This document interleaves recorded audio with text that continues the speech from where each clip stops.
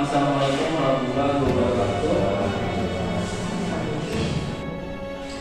Untuk hasil kegiatan dari pelatihan literasi dan numerasi di Balai Penggerak kemarin, maka kami diminta untuk tentunya yang share kepada guru-guru rekan-rekan yang ada di SMP di Jember. Ini penulisan dari sananya yaitu bagaimana cara kita yang untuk yang di KPK ini membuat modul ajar seperti kita menentukan capaian pembelajaran. Yang pertama yang ditentukan tujuan, kemudian capaian pembelajaran, selanjutnya menentukan alur-alur dari tujuan pembelajaran yang kita tentukan. Karena kalau di kurikulum Merdeka ini tidak semua materi yang diambil, hanya yang materi-materi yang mana yang esensial menurut kita biasanya tidak perlu lagi, atau satu semester harus habis berapa bab atau 1 sampai 3 bab habis biasanya. Untuk itu bisa kita terapkan untuk mengambil materi-materi yang dirasa paling esensial untuk murid-murid kita. Nah, selanjutnya maka ini ada langkah-langkah untuk membuat modul ajar. Kalau di kurikulum 2013 disebut dengan MVP. Kalau dulu bisa kita pakai MVP tergambar. Kalau modul ini lebih lengkap lagi isiannya, kayak misalkan kita mengambil artikel bisa kita cantumkan untuk bisa linknya maupun video dan sebagainya. Selanjutnya usahakan ada baik ini tentang latihan soal. Oke, terima kasih atas kesempatan yang diberikan. Assalamualaikum warahmatullahi wabarakatuh. Jadi Bapak Ibu, kenapa di sini ditayangkan pemulaan modul ajar? Ya, karena modul ajar di sini Bapak Ibu itu sebagai bagian RPP kalau kita dulu. Kan kita sebagai anak modenya untuk mengatur pembelajaran di kelas. Jadi ke arah mana kita mengarahkan murid-murid kita, itu akan kita cantumkan di modul ajar. Nah, dikaitkan modul ajar di sini untuk literasi dan numerasi itu sebenarnya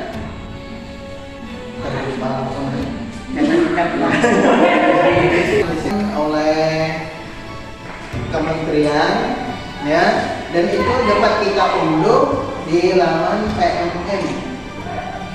Nah, sayang di sini Bapak Ibu, internet kita lagi lelet-leletnya, jadi sedikit sulit agak sedikit sulit untuk mengakses. Tapi mudah-mudahan ada. Nah, untuk sementara di sini ada CP yang diutak di situ sesuai pasal kita ambil karena di sini pas tadi, ya. Pilih mata pelajaran kita kelas, ya, kelas. Nah, di situ nanti akan terlihat tampilannya seperti ini. Nah, ini misalnya kalau pakai fase C itu ada elemennya, ya, elemennya capaian pembelajaran. Contoh kita ambil di sini misalnya fase D.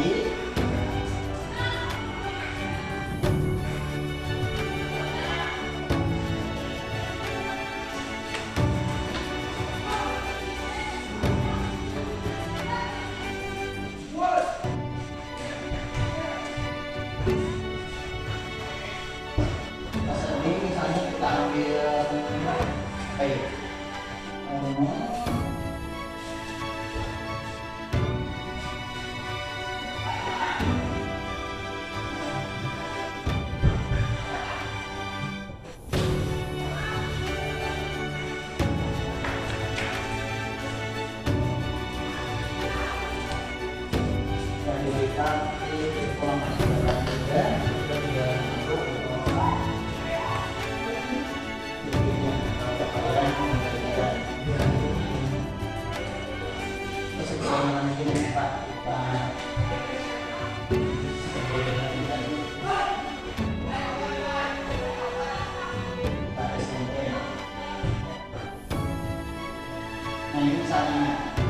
Bapak yang lagi bersama ini.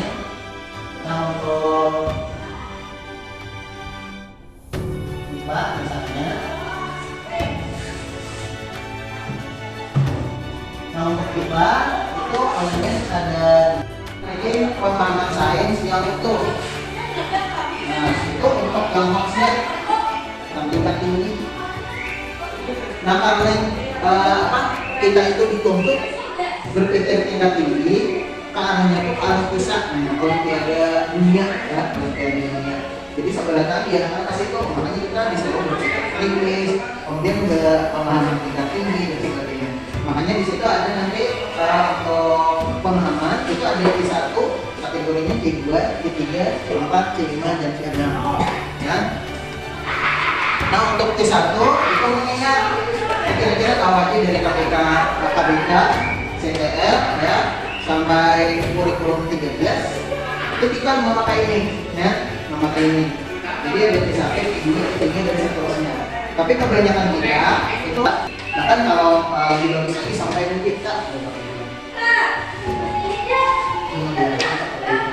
Nah jadi untuk elemen di situ ada 2 ya. Nah ini yang kedua adalah keterampilan proses. Keterampilan proses. Nah ini. Nah keterampilan proses ini untuk kurikulum merdeka itu nanti diarahkan dalam P5 bagi ibu. Nah P5. Jadi P5 itu seperti yang dicanangkan syukur-syukur karena sampai ada produk.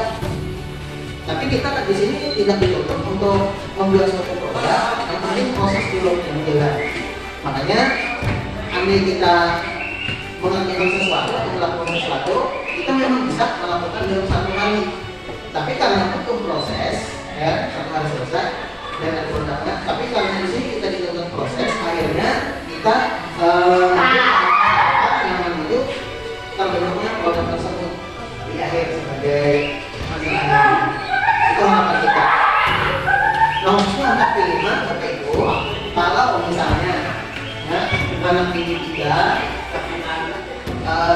suruh membuat sesuatu sebagai produk, misalnya mau pisang goreng misalnya. Tetapi itu lebih banyak dari kita idenya. Berarti misalnya apa? Tepung 3 sendok untuk 1 kita misalnya, kita selalu mengarahkan itu belum sebagai produk hasil Bapak Ibu, bukan yang kita, tapi itu masih meniru. Dan ini nanti kita diarahkan begini, mengarahkan anak bagaimana dia bisa menghasilkan ide-ide sendiri yang menurut dia, ya, yang menurut dia cocok atau sesuai.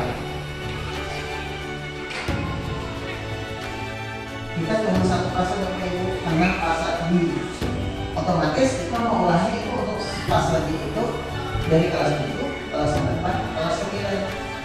Nah sayangnya capaian pembelajaran yang sudah dibuatkan ini masih bercampur. Makanya di sini kita disuruh memilah mana misalnya yang bagus kita ajarkan di kelas 7, di kelas 8, di kelas 9, memang supaya jangan terulang ya gitu. Karena biarkan semua pasarnya itu sama apa namanya, semua kegiatan pasti itu harus terlalui. Nah, walaupun di sini ya, menikahnya kita di sini ya, kita tidak ditekankan untuk menghabiskan atau apa namanya harus tidak kejar target, tetapi cuma hal-hal yang kita anggap esensial saja yang bisa kita pakai. Namun di sini tuntutannya adalah lebih dikembangkan. Jadi kalau misalnya ada satu masalah itu diperjalan lagi seperti itu. Jadi kita tinggal membatasi aja supaya jangan terlalu lambang benar ya. Jadi kita batasi dengan amanat di mana P1, P2, P3 yang akan kita tulis nanti utamakan sesuai dengan perkembangan anak dan sarana prasarana serta fasilitas yang ada. Untuk literasi dan numerasi. Nah ini ada contoh untuk literasi dan numerasi. Nah di soal pretest. Nah jadi sebelum kita masuk lebih dalam, kita lakukan pretest dulu ya. Dijadikan Anak atasnya lebih baik kalau harus jawaban.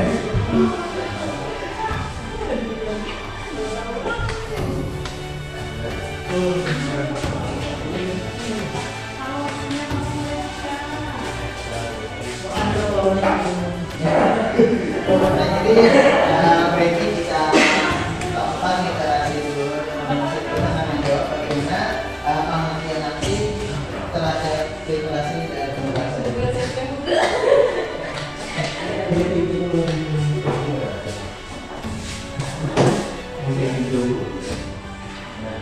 Ini orang yang pertama ada bagi kadang kalau asal dia apa aja dulu sama aja ternyata ada beberapa soal kelihatan jawabannya lebih dari satu. Jadi kita yang pertama ini untuk literasi.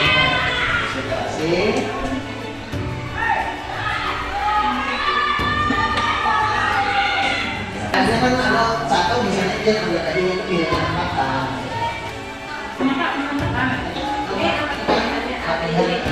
Ada dari pas atau tiganya. Jawabannya boleh lebih dari satu, Pak. Ini ada kan soalnya bila lebih dari satu ya. Makanya disuruh literasi lah, disuruh literasi. Jadi artinya membaca dulu dari jujur. Jadi kan pilih salah satu kalau Pak. Kerja